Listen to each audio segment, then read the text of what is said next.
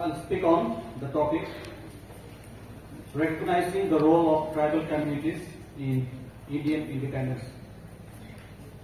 So we have been observing a week-long celebration to mark the memory of the great unsung tribal heroes who sacrificed their life for the country. Without them, the commemoration of 77 years of independence this year will not be complete.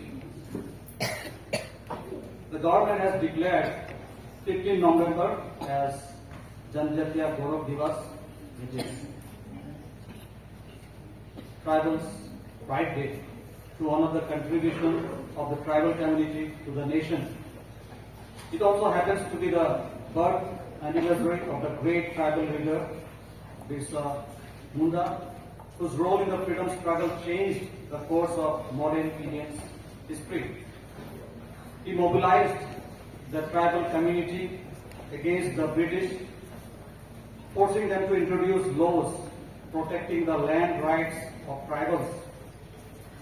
In his all too short life, he died in Ranchi jail at the age of 25. He brought about seminal changes in the lives of tribals. It was well before the freedom struggle of 1857 that the Janjatis and their leaders rose in revolt against the colonial forces. Across India, tribals ranging from the Santals, Kol, Ho, Paharia, Munda, Oraon, Chero, Lepcha, Bhutia, and the Huyan tribes in the east, the Khasi, Naga, Ahom, Nimaria, Abor, Nishi, Janjatiya, Garo, Mizo, Singpho, Kuki and Lusai in the northeast, the Patiyagars, Kurichia, Beda, Gons, and the great Andamanis in the south, the Halba, Kol, Muria, Koi in central India, and the Dangbin. Mayer, Naika, Koli, Meena, and Dubla in the west kept up sustained and ferocious attacks on the British. The tribals in India. Some of you may think all the people living in India are tribals, but we find that some are tribals and some are non-tribals. And among the tribals community also, there are two types again.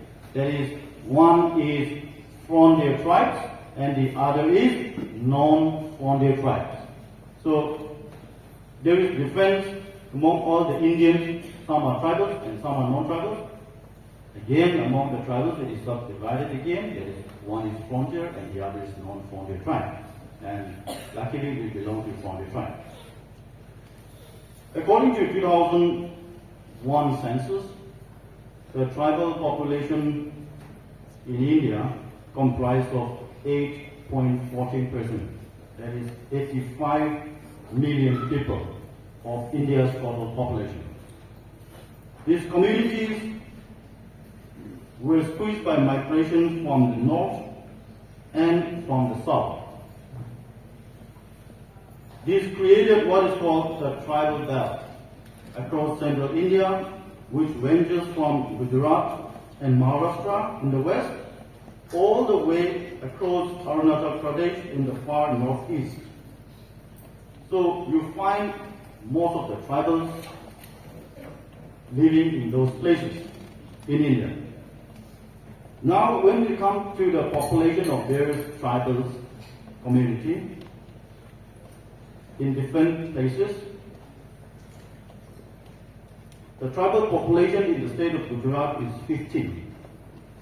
Not all the people living in the state of Gujarat are tribals. So 15% in Gujarat, 21% in Madhya Pradesh, 69% in Arunachal Pradesh, 12% in Assam, 35% in Manipur, 86% in Meghalaya, 94% in Mizoram, and 86% in Nagaland, and 32% in Tripura. We talk about the contribution made by this Risha Munda. They don't have a very good economic condition, the family too. So they move on from place to place, but wherever he goes, wherever they settle down, the family, they look for their employment and other opportunities. They find the British going against the will of the tribal people. Okay? The tribals, whatever they are doing, whatever they were doing, the British, they organize some movement or they pass some act that goes against the will of the tribals, like passing the Forest Act, passing various Land Act, all those that is, putting the tribals to get their rights. So they stood up in order to fight for their rights.